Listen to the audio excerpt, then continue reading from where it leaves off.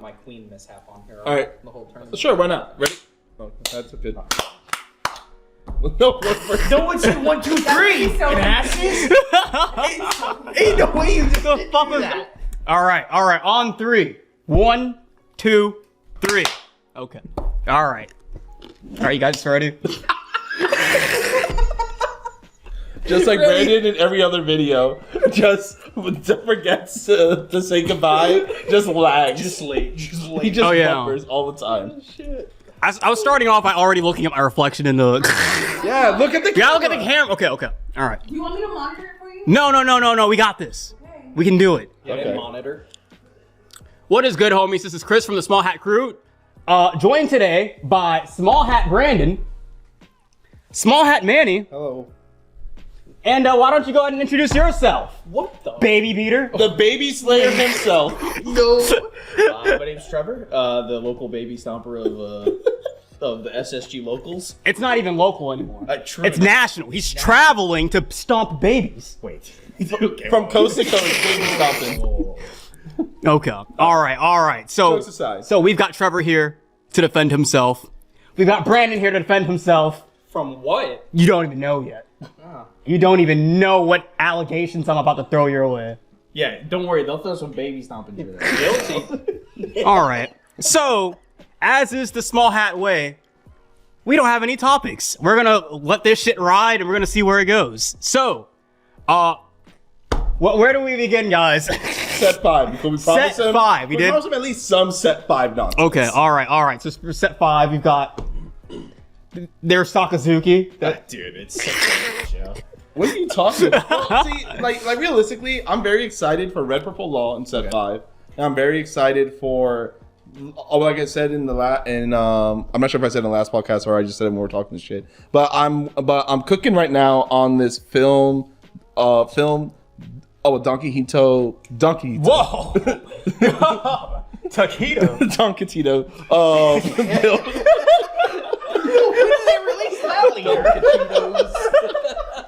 Well, One Piece did a collab with Takis, with taquitos. Don Taquito. Donkatito Pirates. Alright. Well, Donkey, you know what? Fuck it now. We're We know done. what you mean. We know Thank what you you. mean. But I'm working on a hybrid list. Okay. Right now. So I'm really excited for that because I think hybrid Birdcage. I think Birdcage is just ridiculous. Birdcage does feel strong in this meta with everything. Like Sakazuki relies on its 4 drops and lower, and then it runs. Typically, its only high end is usually Borsalino. Some are running the 10 drop Kaido for the mirror, which is understandable because that card does feel really strong in the mirror, but it does feel bad in every other matchup right now. Birdcage into Red Purple or Purple Luffy is also really strong because again they rely on the blocker kid, the blocker laws, the page ones, the ultis.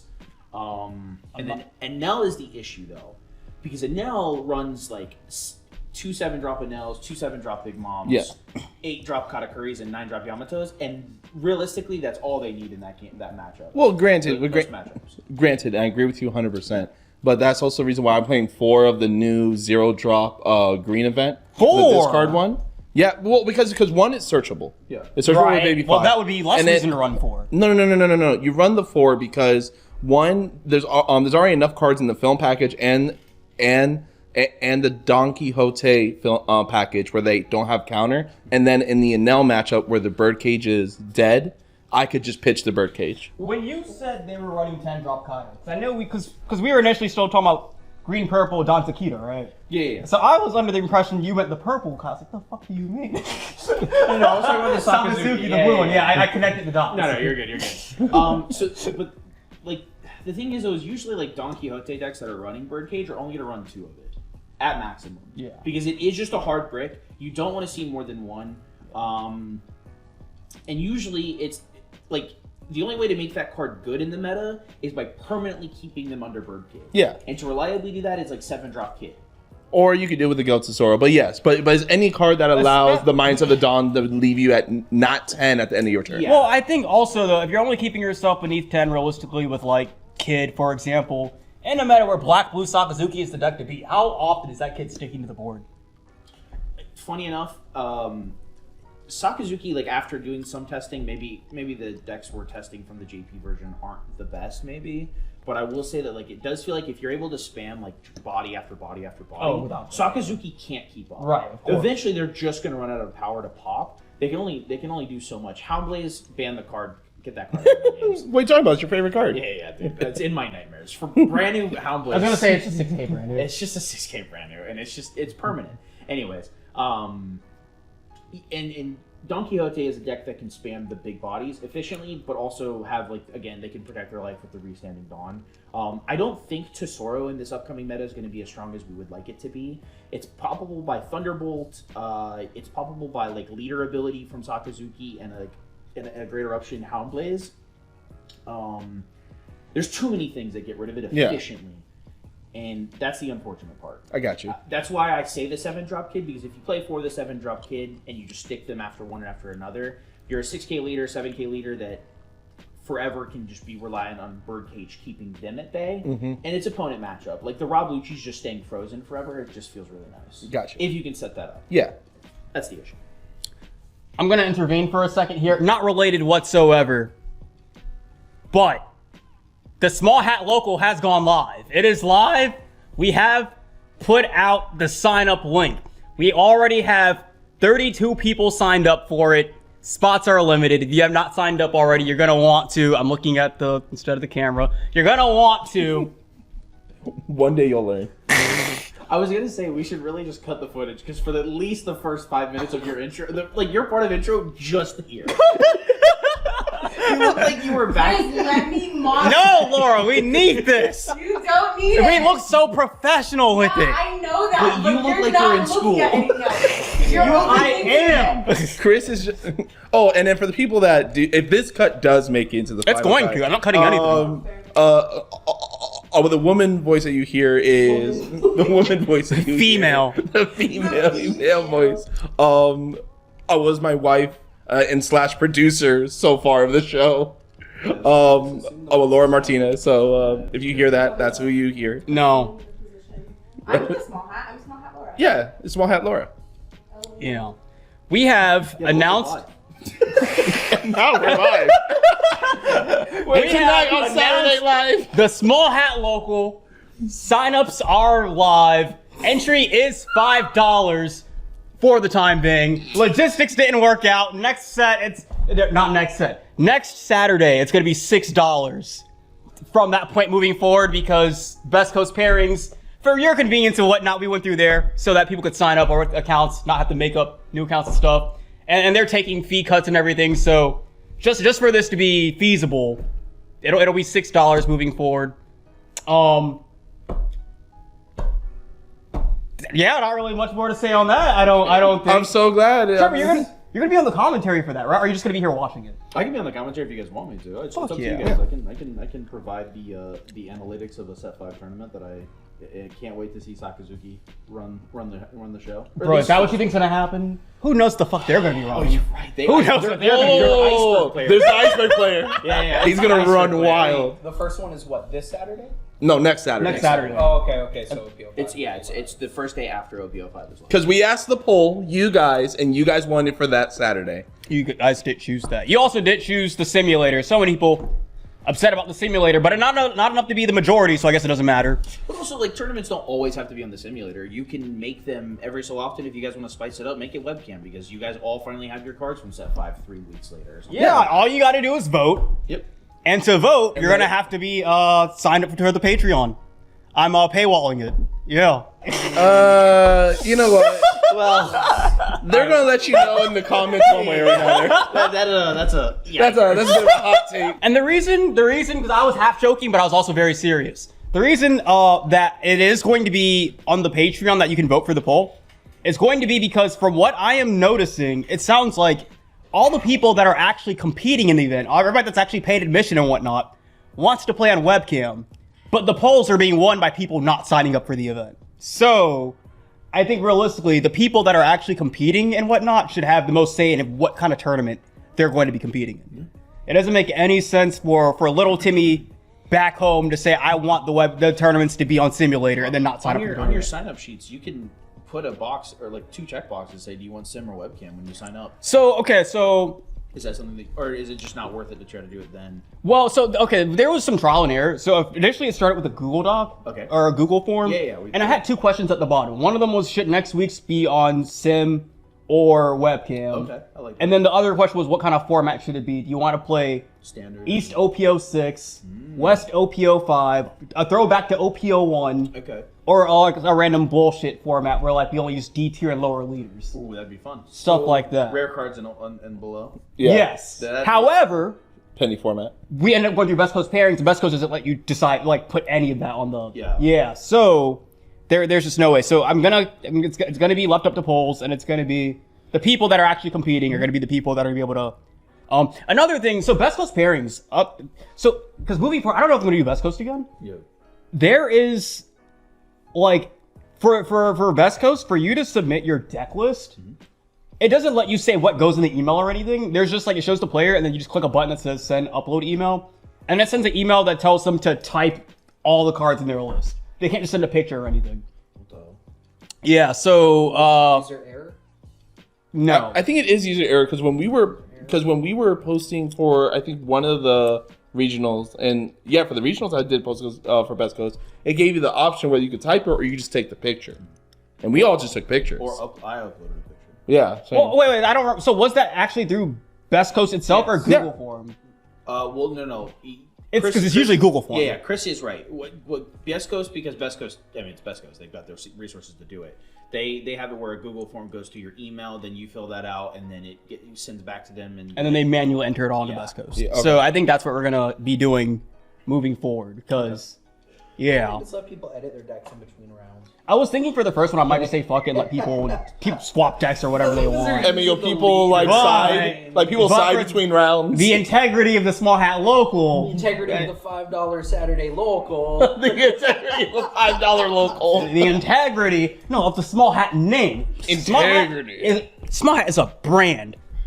Look at that. Look at that. That's a brand right I'm there. still looking at the computer. I am. You are. You need to stop. Look at that. You know what? No, you don't get No. computer anymore. There. You don't No. get computer anymore. Go. You have to look that way. Can't have it. God. Until you get used to that, then you can get your laptop back. Listen, people. Listen. Has it been invisible this whole time? Yes. I don't think so. I No. don't know if you're drawing. Okay. Crop them out. Yeah, we have to. So what we're gonna do moving Stop. forward is Damn it, Chris. anyway, because I completely derailed the topic. Yeah. I was here talking about OPO5. Set 5. What the hell? Yeah. Birdcage sucks. Fuck you. Birdcage is about great. Birdcage is ass. In set 5, I think set 5 is going to be probably where One Piece peaks. I think it's downhill after set 5. We're playing some set 6. You're that salty about And the this is Gecko how he loss? pivots to set 6. No, well, You're that salty about the Gecko loss, Brandon? Not set 6, and not just one Gecko loss, multiple. Gecko Stomp is what it was. But no, I do feel that it's probably going to be the last set of One Piece where we don't have like an actual ban list, where cards aren't really ban worthy. Yeah, there are some, like Boat came out way before its time. Yeah. But I do feel that afterwards, we Coming are from the gonna Whitebeard start... player. Well, hear me out. I do feel that Gun after balls. set 5, for the health of the game, there has to be some sort of ban list. Either that or some sort of format. Or what about they play test the cards before they release them? Oh. Yeah. What about that? What about that? Magic doesn't even do that. Let's calm that down real fast. Relax. Magic doesn't even do that. They just print it on the paper and say yes or no. They just flip a coin. Well, so like, And They just go. They Is there just a go. white tax on the card? Yeah, print it. They don't. They just go. This card's gonna cost 10. It's gonna. Why would you give this? It's gonna pull a life off the opponent. Then it's gonna give you a life. Child. Then it's. this card says you play the game. touching shit. Bro, what do you mean? I don't even know where you got the Allen wrench from. I don't even know. It manifested. It spawned within my hands. So Name drop. I think I know, going right? into set 5, we could easily, before Nats, we could see a ban list or a limit list, or I think they should do that because right now in Japan, it's just running it over. like Sakazuki is running it over, and again, maybe they don't like the aggro decks. I know a lot of people say that. But they started on purple Luffy. But that's not. I don't look at that as an aggro deck. I look at that as like just a big beat stick place. Like No, I it's agree. Like aggro in the way that we play aggro. It's just where Unga we- Boonga. No, I agree. But because the argument up to this point has always been that they just love their control.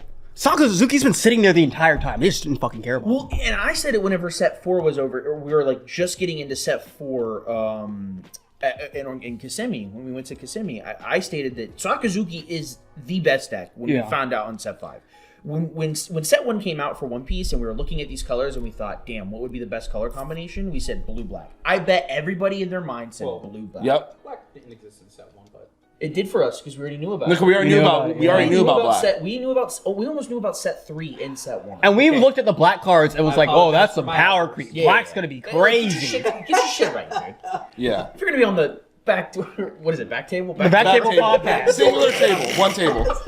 The back table podcast. You gotta have your back table opinion. Yeah. But yeah, we stated that black blue is going to be the best color combination. Rebecca was a misprint. Let's be honest. Look, she's a cool deck. I understand the gimmick behind her, but realistically, Sakazuki was printed with damn near perfect ability. Yeah. A cycle and a -1 cost on a character, all for free. Not even a perfect ability. Overtuned. An overtuned ability. Yeah, unfortunately, that is a little overtuned. Yeah, because you have to take into consideration too. It's OPO6 is only just started, and you're not, Yeah. You're not an I'm not looking OPO6 at- girly, so you wouldn't know about this. I But don't even know what that. but- What's cards? OPO6 though, Sakazuki, he's the same deck. The only difference is that they've added the Tashigi Searcher, And the Gecko Warrior, right? and some of them don't even play it. It's Some the of thing. them don't even play the Gecko. Some of them play it, some of them do not. But That's the a fact that misplay. that leader, That's a misplay. I agree. I think that they don't know what they're doing. Just like how they weren't playing in the beginning, they didn't know what they were doing. Last time we discussed this. When we initially spoke about OPO5, and we discussed it in the tier list actually, where it was, there have been times where I've given a take about a leader, and it didn't play out like that. I was like, oh, I was just wrong about that. Yeah. Red, blue, Vivi. Mine was Iceberg.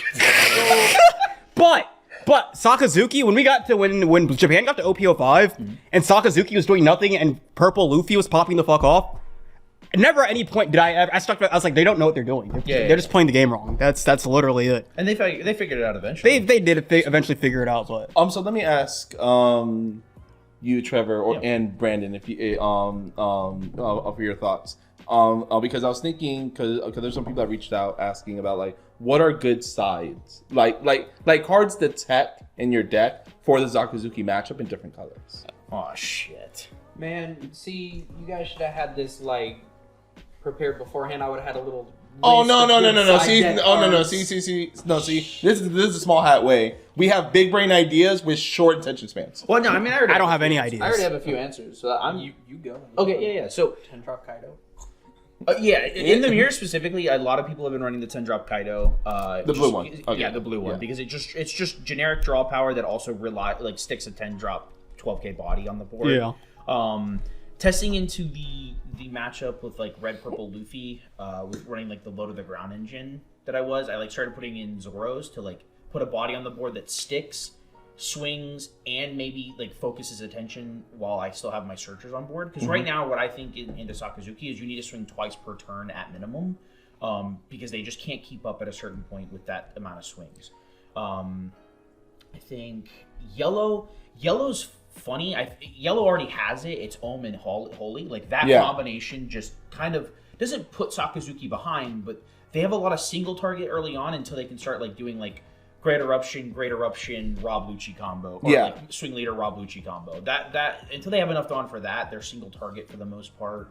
Well, if you think about it too, because I've been playtesting a lot, when you play Ohm and Holy, if they have Great Eruption on that turn, because the problem is Lucci being 4.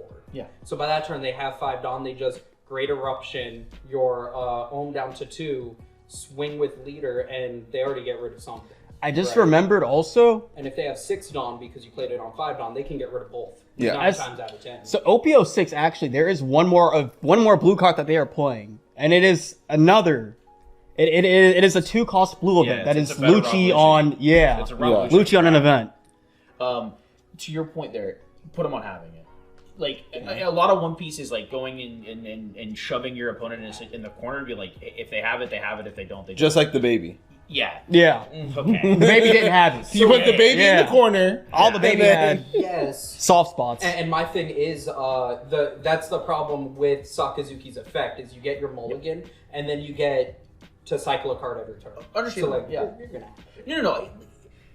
They're more than likely going to have it. But if they use the Rob Lucci Great Eruption combos on my 2 ohms, the next turn when I get to play my 6-drop or my 7-drop, I'm in a better position. Yeah, absolutely. So like that's how you beat Sakazuki is you just push them on having to out those early bodies so that your bodies that are late, for the late game stick. Yep. Because I think most decks lose to Enel if they're able to cycle 2 Yamatos effectively without losing too much card advantage. That deck feels really strong. I understand where it can lose. Like I know Purple Luffy runs that over. But I also think Purple Luffy's going to start falling. Like it doesn't. He already is. Yeah, like he's falling off, and for good reason. He's just a purple deck that has to rely on drawing 5 of his 50 good cards. Yeah, understandable that they're all good, but it's a purple deck with no searcher, no efficient draw engine because Queen is not an efficient draw engine. Yo, Brandon feels attacked. He's like, whoa. I had nothing to do. My bad. Queen's nice, but like draw 2 minus. No, 1. of course. Yeah. No, I 100% agree. I think what it is that because Purple Luffy was the easier deck to solve, and then what happened is like, oh, we solved it, and it already has a equal or greater power scaling to everything from set 4. That has to be best deck. But then once Sakazuki got solved, it's like, nah, this is best deck. It's kind of like what happened when we were in set 1 with like Law and Kid, and everyone's like, Kid is best deck. Yep. There was no question about it. Everyone's like, I have double attack, I have these things, and then once Law got solved, and it's like, oh, I could do what I do, and I could also do what Kid does. Yeah, I'm the best deck. Now, obviously, Law has a much higher skill ceiling than Kid does, but in reality, if we're seeing the output of what both decks could produce, Law is the best deck when set 1. And it is that thought process of like, when did it get solved? And was there enough time once it got solved for it to explore itself within the format? Yeah. And I think that's what happened is that Purple Luffy just got solved first, and then Sakazuki came out, and there was enough time to abuse it. And then and I feel that's what's happening with set 6, where it's like we solved Sakazuki, but now the like Gecko Moria is running wild. But it's still early there. Let's. It's been like 2 weeks. Yeah, Not even 2 weeks. Like it's 2 weeks, and like in our there's so much to evolve in that format because all those leaders got printed with insane packages. Yeah. All of them did. And some of them already had packages that exist that are better now because of those leaders. Do you think the Germa package is insane? Insane. I don't know. Insane in the memory. I think it's the weakest of the few. I believe it is, right? Because in reality, no, Yamato's probably the weakest. You think so? No, I agree. Kikunojo? Kikunojo? A 4-drop 6K that every time it leaves the board, you gain a life? A 2K that says play it, swap a card in your hand with a card in your life? It might be good. A 5-drop 6K blocker that says put a card in your life? I read a card that says like Germa, the daddy. I don't know what his fucking Bro, name he's is. terrible. He's terrible. Is he terrible? Bro, Judge, that's his name. Judge, yeah. it It is. Bro, Judge is he's. Judge is. I do not look at set. I do not. Okay. You know what? I'll save you. I'll save this roundabout thing that we're about to go to, so we can jump back on this set 5 train. Yeah, please. So, all of the Germa 66 cards require you to be lower Dawn than your opponent. That means you're always minus. Oh, then it's RP Law. It's bad. Yeah. Okay. There we go. Thank you. So you have to be lower than the opponent. You also have to have the pieces either in hand or discard. Actually, for him specifically, the pieces you have to have the Germas in your discard pile. Okay. He minuses a Dawn, brings out as many of them as possible, and then for all of them to use their effects, they all then also start minusing a Dawn. Yeah. It's a bad deck. It's consensus. It's pretty bad. On topic of OPO5 though. Deck, though. Like, But you could be a Power Ranger though. That is a deck You're a that Power I will Ranger. bring to I'll play that deck locals, because of though. that reason. Thank It's you. funny. That's why I'll play it. It's gimmicky. It's fun. I like it. I'm gonna bring it to locals, but I'm not gonna go and expect to do something at a. Of course. What I find very funny about it is that people are talking about running, that package in RP Law. Oh, RP Law. Yeah, and it's like, oh my, I don't think No. that leader already needs, He needs not more red that. than anything. Dude, some decks are like in RP Law, funny enough, they came out with the three drop searcher in set 5. Yeah. RP Law just cut that card. That's how bad the Heart Pirates engine in its deck is bad. They're just playing like Shachi and Penguin because that card's just amazing. No, that Insane, card's yeah. amazing. Yeah. But And Beepo is, I love Beepo. Beppo. Beepo. Beppo. Beepo. It's Beppo. Whoa, B-E-P-O. Yeah, Beepo. Beepo. Beepo. Be- It's not B-E-E. It's B-E. Beppo. Don Taquito. Donkey Tito is a real deck though. I hated that On card. the topic anyways, of I think OPO5, that card though, is good. The one that on play ramp, swing ramp. Yeah. That one was great. Absolutely. OPO5, Thank you. Thank you. there is one very dominant leader that we haven't really discussed too much outside of Omen Holy. Katakuri, baby. Sure. I guess Now. so. People, I guess we do have to actually address Katakuri because in our tier list, one of the comments we got was like, I was very curious to see why people believe Katakuri might be better than Enel. So I watched this video, and then you guys got to Katakuri, and then you just moved right on. You just stuck him up there and didn't talk about him. Oh shit! All right, Yeah. well, okay. Yeah. yeah. That's my fault. Inconsistency. Yeah, well, that's my fault because I think it's the better of the two decks because you can just play 10 drop. 10 drop is like, whoo, that card reads Woo! crazy. That card reads Woo! crazy. And we love ripping life and gaining life. Yeah, we and do. I understand that Enel can do that in a sort of fashion. They can grind out their opponent, but Katakuri can just be aggressive. Yeah. And it can run every card that Enel can, except for I don't think. Is there any card that's locked to Sky Island? Not any good. If it is, it's not good. Yeah. So Yeah. you could run everything that you have in Enel. You could just run in Katakuri, have 5 life, get to play in 10 drop Big Mom. I think that's a sweet package. Yeah. If also, and then some decks are cutting, because they don't necessarily worry about the Sakazuki matchup with the Omen Holy combo. They just rely on getting to their big bodies and just spamming those out against Sakazuki. Some people have been cutting the Omen Holy package because it's inconsistent. It is. I see why that would be. Yeah. It's not like hard to grasp, but it's so crazy. Yeah, it's great to because in those types of decks, like you don't want to like search with Ohm, and then you like in the search it's no Holy, and it's like 2 Yamatos, a Katakuri, and then 2 2Ks that get bottom decked, and you're like, No, exactly. shit. And then you can correct me if I'm wrong, but like the way I see it for why Katakuri is just better than Enel is that Enel doesn't go off until the late game.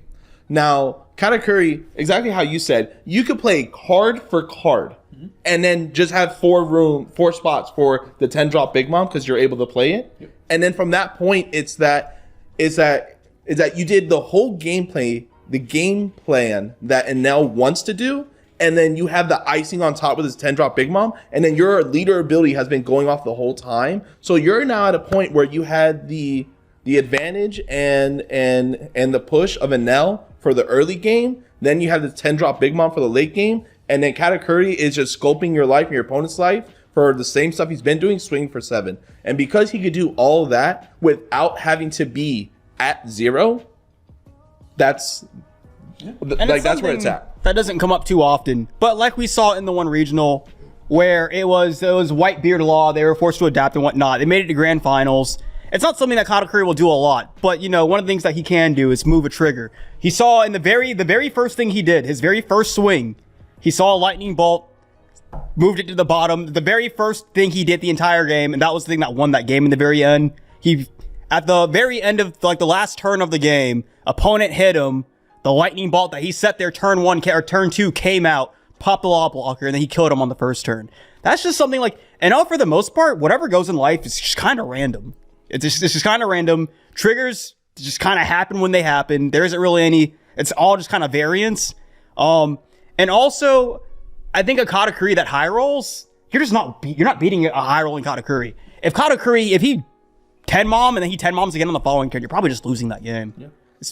It's just So, as a yellow player myself, some oh yeah, some yellow player. This guy plays One Piece? yellow blue for the most part. No, but Who is this guy? So Enel does feel really strong, but it really punishes bad players. Because people that don't know how to play against Enel, what they keep doing is they end up just giving you hand advantage. Yeah, they just let you cycle people that know one card. how to play against Enel, it's not as punishing as a good Katakuri player. So yeah, Katakuri absolutely as a mono yellow leader, the 10 drop Big Mom is just way too strong. Completely agree. I mean, granted, the 7-drop Enel doesn't do as much in the Katakuri because you don't really want to trash a life. While in Enel, you're like, I can. But no, definitely, I would say Enel is a pub stopper. Like, it just, people that don't know how to play against it will lose to Enel 9 times out of 10. Oh, so you're saying that, like, Enel is just, like, I'll make a skill check for most players. Absolutely. And it's still a good deck, don't get me wrong. Like, I'm having a lot of fun playing it, but I do think that Katakuri is way more competitive just for the fact, like Trevor said, you can run the 10-drop. Well, I just thought too, though. So with Katakuri, right? Because we saw, like, we got our ban list, and then he took the fuck off, and there was no looking back. When all these cards lift back, and Whitebeard is a leader again, is Katakuri still, you know, as big a threat? Because him into Whitebeard is... Yes. You think so? Yeah, because it was set 1 of yellow when he was having the problem with Whitebeard, and it's gotten more cards now. The problem was Katakuri didn't have, yellow itself didn't have a good curve into something like Whitebeard, so you just got super punished, but now you can have a good odd and a good even curve, so it doesn't feel bad to play. I think the biggest part of that matchup was the Whitebeard player. Yeah, you guys started winning that when they banned my Marco. Yeah. Well, thank you. True, but Marco. That matchup, I played that matchup a lot into the set 3 format because of that was when I was heavily playing the game. Not that I am not still, but like I got to play a lot of tournaments in that set. I played that matchup religiously. That matchup felt like if I stuck 2 Marcos, you lost. Yeah, absolutely. But now I stick 1 Marco and I laugh at it because I'm like, well, I can protect this 1 Marco. Oh, but that's right, I'm playing Strawbeard now because Strawbeard is just better usually. Yeah. Not that the Whitebeard version didn't do well, and I think it did well, but I'm just I was always a Strawbeard player. I did switch over to Hybrid for a little while as well. But yeah, I was always... Strawbeard felt better after the ban. Yeah, I think if we get a full power Whitebeard again, I don't think Katakuri is as big, which is so interesting because in Japan, they do still have full power Whitebeard, and Katakuri is the better deck there. But I just kind of feel like, as ignorant as it might sound or whatever, I think in the hands of American players, I think Whitebeard is a much better deck. I'm not going to disagree. But no, well, but the thing is also like, Brandon is right. The card pool for yellow has drastically changed from when that set 3 tournament was. I would love to see what full power Whitebeard does in the new Katakuri type cards and what you were thinking of putting in there. Because again, I still, whenever I look at that Katakuri deck and I go, okay, I'm just going to play 2 to 3 Marcos and then I'll just swing an ace at you every turn. That's what I think. 'Cause I feel like no matter like how many cards you give them, unless those cards are Marco answers, I don't think it really matters. And it's hard to answer a card that's just immortal. There was Exactly. But again, understandable. I do think the card pool has gotten better for Katakuri, to put it a line. And there's a reason it's still doing well in Japan. Yeah. Exactly. It's obviously an amazing deck and everything. I think personally in that case, if Whitebeard comes back at full, I think Enel has a better matchup into Whitebeard. This is the only reason I brought that up. Because while Katakuri is the better deck, I wouldn't know for certain who has the better matchup, but I would think it would be Enel. And if Enel does have the better Whitebeard matchup, then I would think he'd be the better yellow leader. Okay, so we tested this matchup last night. I didn't get to play... It's not full-powered Whitebeard, to the extent of playing, like... Marcos and Rad Beam and all that. Yeah, it's just the 1 Rad Beam, 4 guard point, and it's like the Rush Sanji build and stuff like that I've been using. That matchup feels almost impossible. Like, I have to curve out... I almost got the Enel down. I had to curve out damn near perfect. Yeah. It was 5-drop Marco into Luffy, into Sanji, into Luffy, into like ace. I needed to play a card, swing the card every turn. And the fact that I have to do that is a lot of asking of a deck, because sometimes you're just going to brick up on 2Ks. Yeah. And Whitebeard of old could get away with that because we still had, like, we could see 1 or 2 bodies and be fine. Yeah. I've won a many of games with Whitebeard just seeing a 4-drop 6K and a Thatch. Yeah. Because I would think, on paper, I would think it would be NL favored, because I feel like a lot of Whitebeard's games, too, they did come down to, like, I've controlled the game up to this point, and now I will kill you on this turn, but also I kind of have to kill you on this turn. Yeah. And now just says, like, I'll serve, if you can't kill me this turn, then I'll just heal, and I'll try to kill you on the crackback. And he'll just keep putting you in that position. Well, that's the thing, though, is like, Enel can play the dangerous game of, like, I'm just going to go to 0 and then just play a Yamato. Yeah. And then the Whitebeard has to redo what it just did. And not that it's not easier that turn, it's still a steep mountain to climb, because they've already had probably a Yamato on the board at that point, or an extra Katakuri as well. They have cards on there that can challenge our board state, and we are going to run out of cards. We only see 20 of them on average. it runs out quickly whenever you're like, my life is getting taken every time. Bro, yeah, anything to turn that leader ability back on. There's one player I was playing against somebody. He put 8 drop on the board for no effect. Okay. Yeah, there's because he didn't. He just put 8 drop Katakuri on the board, pass turn. Then on the following turn, he played another Katakuri and put that Katakuri in the life. Then I hit him, he picked it up. On the following turn, he played that Katakuri, put the other. He was just looping the Katakuris. Yeah. And I was like, if that's what you gotta do. Well, it's funny that he kept doing that though. He can just play that card. I mean, he wanted to swing it. I get it. The card can target itself. Yeah. That's what I thought. I thought that up until he did that. I was like, But I mean, I understand. He wants to. You get the swing with it Yeah, because then you got this engine of a swing, a heel, a swing to the heel. No, I understand. I think it's funny. I never see that being the right play. bro, no, it wasn't the right. He lost. He still lost. It's just I never didn't say it was a good play. Yeah, It was just a play. Yeah. It was a back table play. I remember as it happened, I remember talking, I was like, what the fuck is this guy doing? Yes. Now, because I know you tested it, and I was curious because because I feel the new law that people are playing now that play like the Wano package and all that, has a bit more aggression because it does play the Yamato with the double attack banish. No, I'm sorry. I was gonna ask you because I know you and Arvin were testing it. Yeah. And now, from your opinion, you don't play that Yamato. But how do you feel about the two? Well, no, it's just you don't play versus the two. We don't play the Wano package in Set 5. Yeah. We have our Supernovas back. We're guaranteed our Supernovas. Oh, well, so we are guaranteed the Supernovas back. Well, because we get Nami and Dadan back. Yeah. Okay. We can't play Supernova Engine without Nami and Dadan. We can play Supernova Engine though because of Nami and Dadan. Yeah, remember, they only got on that shit because they were forced to innovate, but it's all being reversed. Yeah. Yeah. Oh, I okay. see where you're coming from. It was good in set 4.5, but 4.5 is a fluke set that not a lot of people can take value. Not that they can't take value from. A lot of players can learn from the set, but like it is a format that it's here for a week and gone. Yeah, I didn't take it all that seriously. I love Whitebeard Law. I love the Wano Law. It was innovative. I love like Arvin was testing like you can be my samurai, that type of stuff, just to have some fun with it. And it's a good card. In theory, it's a good card. You rest 2 cards that aren't doing anything because like you play like Nekos and stuff in that deck. Shambles it back, bounce it with Law. Exactly. Like you draw 2 free cards, shambles them back, all that counters back in hand. Like it's got its cute things, but like it's December 8th. I'm playing my Supernovas again. Oh, okay. I like my Zoros. I like searching my Zoros. Gotcha. Easier. The Wano Law was cute, but yeah, we're back on Supernova. Because right now in set 5, Law is doing things. It's still a good leader because it was printed for set 8 and it accidentally got shipped in set 1. Who knew? But you've got to be like Nikki Goldman level of Law player. You're not playing Law in set 5 and expecting to be able to do even as well as people can do right now on Law. Yeah. Because there's just too many things to answer it. And you can tell that Bandai are straying away from Law because set 6 instantly kills Law. Yeah. Like, the fact that they printed a card that just says Hellhound. buy. Like, it's just buy. Yeah. Like, Hellhounds, they've got the 2-cost event that's just a Rob Lucci. Like, they printed extra Rob Luccis. Yeah. What? I think, too, because I also think, like, just come OPO5, just between Houndblaze and Lucci, Oh, for sure. that's already, It's enough already, but then they're just, like, they're hammering it home. And then in set 6, I think, or is it set... Yeah, set 6, they have the 6-drop event.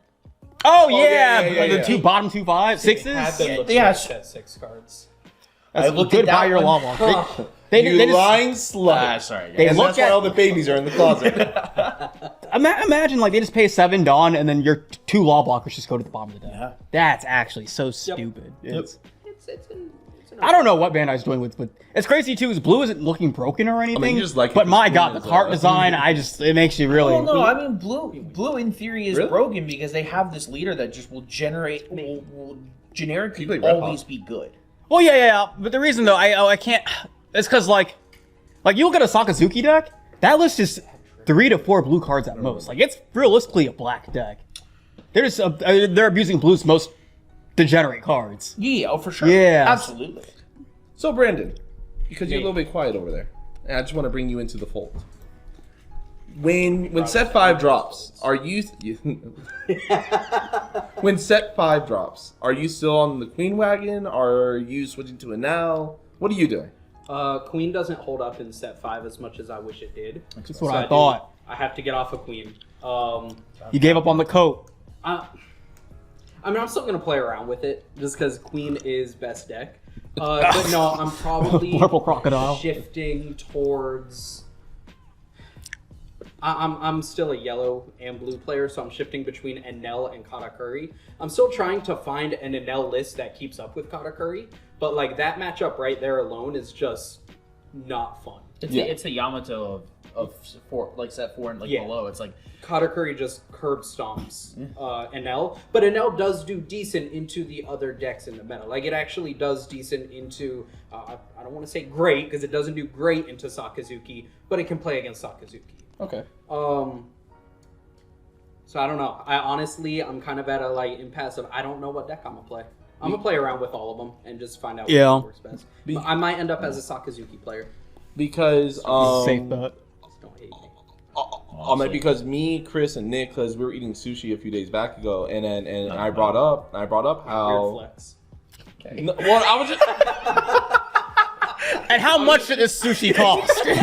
actually it was 32 after taxes. But Very no, reasonable. sushi. Very reasonable. That's very public reasonable. ass Go ahead. anyways, what I was saying was, you know what? I was actually going to compliment you, son of a bitch. Go for it. I was actually going to say, I was talking to them because we're talking about who were the best players, and obviously Trevor's name came up, and I said, I was like, I will say that Brandon is the best yellow player in Tampa. So that wasn't even that. I'm on yellow for a what week. Manny's? It's over. Oh my God! Well, whatever, Trevor. All right. So what Let Manny Brandon actually have a said- thing. Let Brandon have a thing. What Manny said during that actually was he said he believes that you are a top 5 player in Tampa. Say that. And then to that, I remember saying, I think ever since OPO3, Tampa's kind of washed. Yep. Yeah, a lot of people just refused to make the switch to Whitebeard or Law. A lot of people stuck to their guns, and everybody paid the price for it. I just haven't gotten any events. I've gone to 2 big events. I did well in I both signed of them. up for 2, didn't go to either one of them because I was like, you know what? Why spend all day on a webcam when I can go to Disney? Or why can't I do that? I was like, you know what? So round 0 is a bitch. Like getting past round 0, which is like not sleeping in, is already hard enough. Yeah, And it I slept through 2 regionals that I could have gotten off waitlist with, and then I got into the 1 Treasure Cup, but I played like a list that me, Arvin, Mohammed, and Colin and our friend Moses got online the night before the event. We knew me and Mohammed were waitlisted and Colin were waitlisted. Colin was going to play Katakuri. He got top 16 in that event. Congrats to him, by the way. Congrats. We put this red-purple Luffy list together because I was theorying that Tesoro was insane in the deck after watching a video that I had seen on YouTube. Turns out it is. Card's fucking fantastic. There's like no doubt about it that card in set 4. That deck in set 4.5 feels like the strongest deck, and it clearly proved itself in Europe. It actually won the Barcelona event, I think is what it was. That sounds hot. I don't know what it is. Just saying, like, I won the Barcelona event. Ooh. Dropped Douglas Bullet in the list, and I saw that. That list was like, that list is what we were heading towards. Not like to the extreme of 8 drop Douglas Bullet. I'm too scared to put that card. I don't. Well, that I'm man's not bold. saying That it. man's Exactly. brave. Yeah. Credit to you, my guy. That was a brave choice. They're crack fiends over there. They love playing shit. They're very good players. They deserve that. Sorry, I don't mean to interrupt. Chris keeps looking at the fucking laptop. No, I'm not. Oh yeah, Here. I don't know if you were looking at me or the lap. Like I'm like, hello. Shut the fuck up. No. More important topics at hand. Yeah. We have to put the laptop underneath the table. We just see Chris go like that. Fucking breaks his neck. But anyways, yeah. Tampa's washed. Tampa's washed. I haven't got any events. Although, no, maybe not, because Colin Wong, my fucking man, he's killing it out there. He's been in 2 events recently, and he got top 8 in the regional, and he got top 16 back to back. Like those were his 2 events back to back. I will say, I do think Tampa, though, I do think starting OPO5 with a lot of the good players finally getting back on good leaders, I do think Tampa, I think there's a chance for us to redeem ourselves because once Whitebeard was the deck, literally nobody. I think you might have been like the only, you and like maybe Mohammed were the only people that actually made the switch to Whitebeard. Mm-hmm. Everyone else refused, and no one else had the brain to play Law. Well, I had the brain to play Dolphy because I had a good matchup to Whitebeard, but because no one else in Tampa made that conversion, I just play against Cat all the time. Bro, don't even, bro. Bro, I'm just saying a lot of Tampa, just I don't know if it's pride or what. A lot of people are playing with the training weights on. I think come OPO5 they're coming off. Well, here's. Oh, so you're saying we're gonna have our Rock Lee moment where we just drop the weights? I think so. You think so? I think so. You don't seem to think so, Trevor. I don't know. I think you do. I think You're asking God, does he think peasants could rise up? Like, well, I don't know what you're trying to do. Relax, Whoa, that's a bit. Relax. Look, I think Tampa, I think Florida in general has just always had good card game play. Yes. Yu-Gi-Oh was cracked. Our Magic scene was cracked from what I hear from like John Bull and Ben who works at SSG. I know our Yu-Gi-Oh scene was from the little time that I was in there. That extent, that scene's cracked. Always had good card game players. I don't know what it is, but we love card games down here and we play them really well. Yep. Because it's known because like when we go to events and you see Florida people are like, damn, some you guys they will. I've been told that Florida players are just good by outside people. Yes. So yeah, we'll do something, but the problem is though, is set 5 has 2 events. It's California and then it's Nats. There's a 3v3 as well in California. I love 3v3s. That was a good time. That event was an amazing experience to do in South Carolina. But yeah, there's not much to be seen in terms of letting those training weights off. Yes. If Tampa or Florida in general is going to pop off. I think Florida going to NAP though has a huge scene going. In terms of the player base, like we've got the worst generation guys over in Orlando, a lot of Tampa people. The guy who won that regional is Justin Carr, I believe his name is, in Tampa. He's like on the Sarasota side. I think. Yeah. A lot of really talented players coming into Nats from Florida. I'm excited to see that. Bro, and the main reason I say that too is I just think there's a lot of good players that had they just made the switch to Whitebeard, I think could have done like you can't tell me that had Arvind piloted Whitebeard in OPO3 and OPO4. I had him on Whitebeard. Never mind. Yeah, no. No. But he only did it for like one event. He didn't do it for all of his events. No, dude, he's my test partner. I forced him on Whitebeard. And he wanted to. It's not that I forced him. It was more or less just like he started the sentence when I forced him. Yeah. It's not like I didn't beat him, but I did beat him to do this. A lot of players when they sit down for a 9-round tournament, unless you are just really good at, like, he's a law player, and he's a really good law player, but he's a law player that is inside of his head way too much. It's not that law is not natural for him, and I would tell him this. I think sometimes he just overthinks, and he knows it, and that's why I said play Whitebeard. I'm going to show you the stuff that I know for Whitebeard. Not that there's a lot that, yeah, there is some minute things for Whitebeard you can be shown and not understand as a player. And I proved that with Colin Wong. Colin Wong, he played Katakuri with me at the 3v3 event, and he's like, Trevor, he was like, I want to learn the game, I don't understand the game, but I want to go to my Treasure Cup or my regional, and I want to top, I want to get my Nats invite. I said, all right, let's play Whitebeard. A week on Whitebeard, a week on testing with him, heavy testing with him, he gets top 8 with Whitebeard. God. Arvin, I could have done that, but again, he is still very much stuck inside his head. I'll forever remember it, like Gen Con in Indiana. It was like, I watched his game. If he just played an ace, he would have won the game. Go ahead. I was going to say, because a big part of that too is like, because Arvin has the brain to play law and whatnot. But also because it was like, as I was looking at it as, had he actually made the transition to Whitebeard, which I had no idea actually did happen, I thought he would do phenomenal because, there was a period where like, he was still trying to play law into a Fire Fist event, Yeah. He was always on it. Like, so I know Arvin's history. Like, in Peoria, if I went to Peoria, I would have been on this exact same list because me and him cooked that list together. Yeah. It was the big body red Luffy list back in set 1. I remember. And then when we traveled to Indiana for Gen Con, and then I think Kissimmee, we both talked about it, and he wanted to play Whitebeard because Whitebeard is always going to be the best deck because it was just the most consistent deck. It's the reason Sakazuki is just so strong as it is. And that's what we had him on. He was very close every time. He got 26 at Indiana, he got 26 at Kissimmee, and he got 26 at Peoria. I cannot tell you how much that man has gotten 26 in his life, but it's way too much for me. 3 times. I have a question though. Trevor, I do have a question because like for someone, so y'all know that I did not want to play red. And for someone like Brandon, for example, who is proven to be a good player, at least in our locals when we're doing like, okay, you have a good way to play the game. Do you think that we're going to have a different set of people topping when it becomes a blue-black leader, like as the meta? It already has shown that.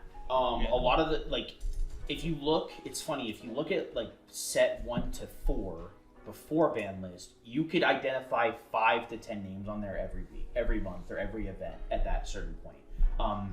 But then you started to realize, just in the little events that we had in set 4.5, the names that were there were unknown for the most part. Like, we have players like William Craddock who are just up there because they are just talented players at the card game that play every deck. He topped with Kuro. He got top 8 with Kuro. He got a top, like, if you look at his limitless record, it's just a different deck almost every time. He did play Whitebeard at most events but like everybody did. We've got Jackson Not Wong. me. Jackson Wong is in like a number one, like one of the best Oro players, like right behind Richard Yam. And Richard Yam, I think, just topped with. I think he was playing Red Purple Luffy. I don't know what he plays. I don't know if he was even playing Red Purple Luffy. But it is already being seen on that note. Like, players who just can't crutch on Whitebeard are being shown. I couldn't even do it. I got top 32 at that Treasure Cup with Red Purple Luffy. But I lost to the deck bricking, not to the players. I will state that, at least because my opening hand in both games was double shanks. I didn't lose. My deck made me lose. All of them sucked. When you brick, you brick. I lost to my internet going out. There you go. That's a classic too, right there. Yeah, because I was gonna say, because when Laura asked that question, I immediately thought there's gonna be a lot of Whitebeard players that top that we'll never see again. That was the first thing that came to my mind. I don't think they'll even make top 32. I think a lot of them will just fall off. And once if Whitebeard ever gets to the point where he's no longer a viable leader, I think a lot of those previous Whitebeard players will probably just disappear. The ones that were still making like top 16 and everything will still continue to be fine because they're still good players. Yeah. But everyone's scrubbing or like sneaking into top 32 on Whitebeard. I don't think we'll see them anymore. I do agree with that because there were a couple of players that obviously Whitebeard is strong enough to get you in the top 64. I don't think a Whitebeard player that gets into top 16 snuck in there. I would think Whitebeard in its prime could sneak you top 64. I don't think it can get any higher than that unless you are actually some level of competent. Oh, I could still even see top 64. I think once a Whitebeard player has hit top 16 at that point, you have to give them their credit. They're just because they're playing against really good players also at that point that probably aren't playing Whitebeard. They're just like maybe a law player who's made top 16. Mm-hmm. They've played well that entire day. And if they're able to overcome a player like that, you have to give that Whitebeard player their credit. We all might not like that leader, but you have to give them credit where credit is due. Brandon, you got an opinion?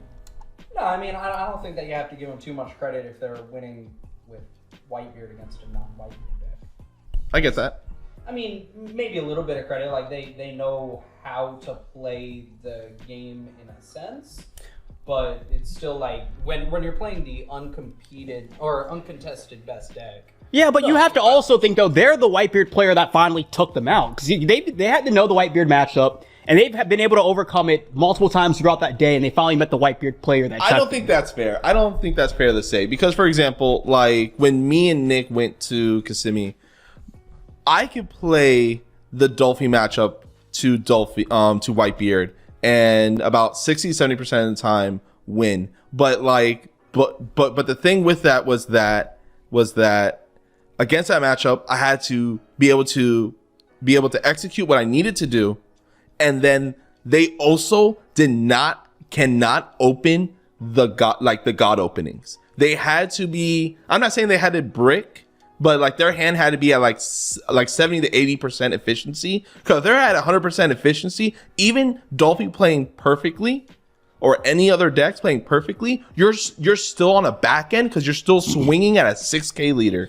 Yeah. And just because that leader says 6K, you can be playing everything to the best of your ability. As long as their hand is at least 70 to 80% efficient, it doesn't matter. It really doesn't matter. Yeah. And that's the sad part about it. Because you have to think too. There were Whitebeard players, but then there's also good players that just happen to be playing Whitebeard too.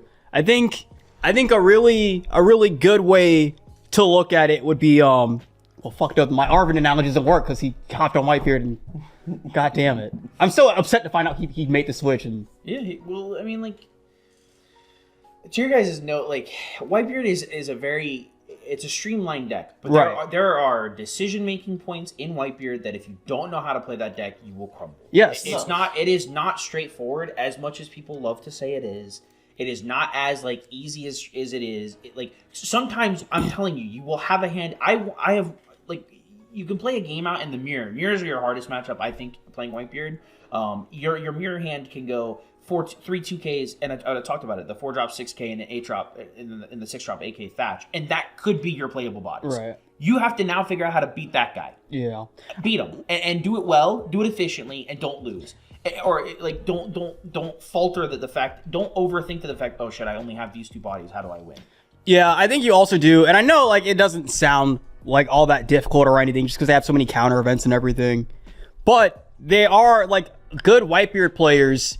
There is some stress to having to survive multiple turns on that last life, and Dawn management. If you fuck that up, you could just be the end of you. Speaking of Dawn management, to go the show, and Trevor, you were there for this one, so and I'm pretty sure you remember. Remember when I went 15k Nami into your Whitebeard because you forgot because you tapped out? Yeah, because I tapped out. It's little things like that obviously Trevor, you're the best player in all of Tampa. Manny attempting to showcase that you're apparently not. No, but it's just going to show that there is a level of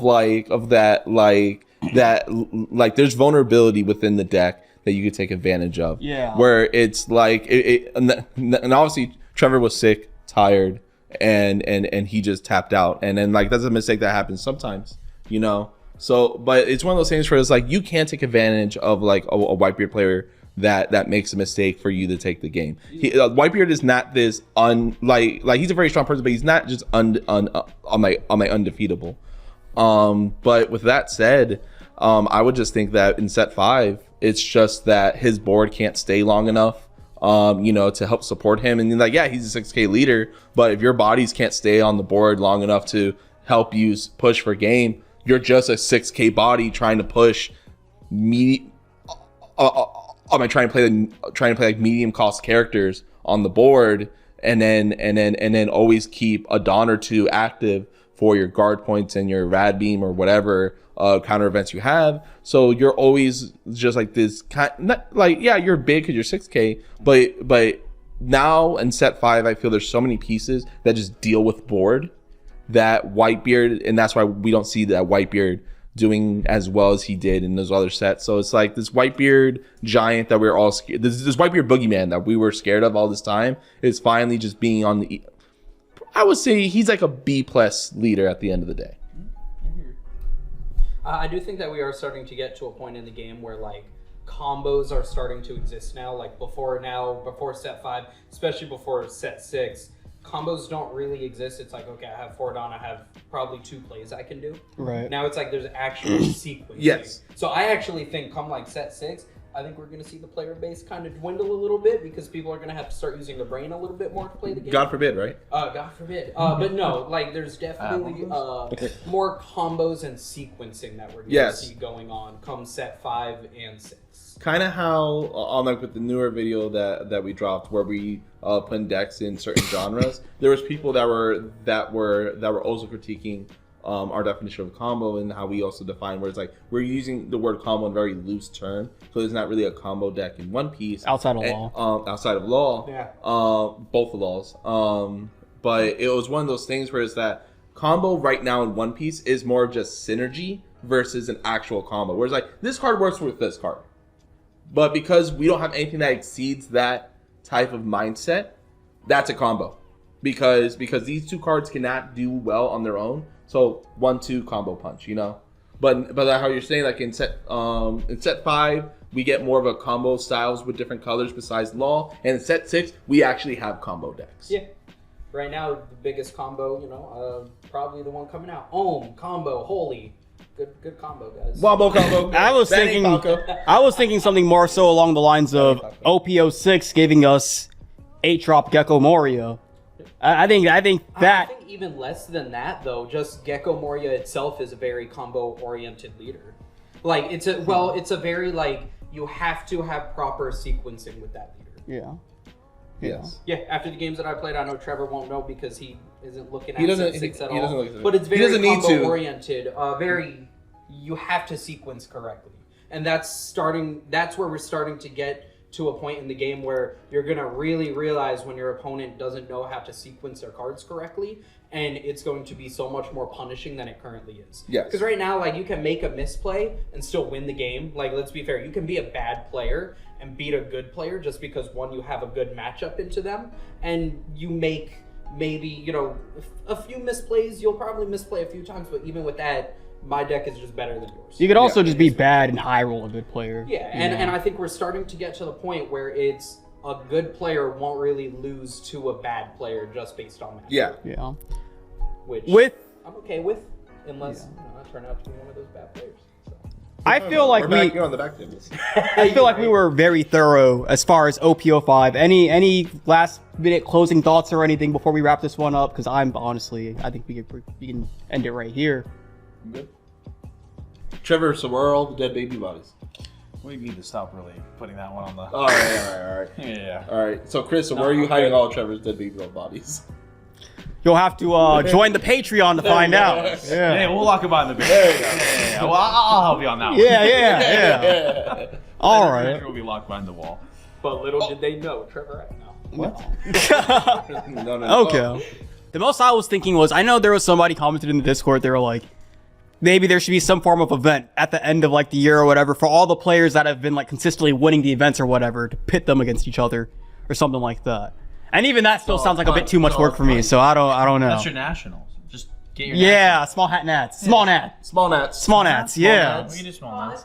Yeah. Small nats. Small nats. I don't We know. can start handing out invites and shit now. No. Yeah, you have to drive to over there. You have to hand them the envelope. Just knock on the door, you've been invited. And you have to wear a small hat while you do it. You do. We're sending all the messages by messenger pigeon. Yeah, Brandon. Yeah. Oh yeah. There you go, Brandon. Pigeon. Who's funding my my plane tickets? Manny. You are. I am. He's got all the star chips. He's gonna hand out star chips. That's all the money. Bro, I swear to God, bro, if I had that glove from Yu-Gi-Oh, bro, I'd be... I want the Panic glove. You remember Panic? Yeah, I remember. Panic. That man had about 200 star chips on a Also, glove. where did he get that one? Because they all showed up and they didn't know they were getting these gloves until they got to the island. So when did he get this custom-made glove? Well, like anime, you know. Anime. There was a guy there that like all of a sudden knew the water's there, like he was fishing. making Yeah. out, Mako Tsunami? Bro, what are you talking about? He is the fisherman. No, He knows I everything think- about the water.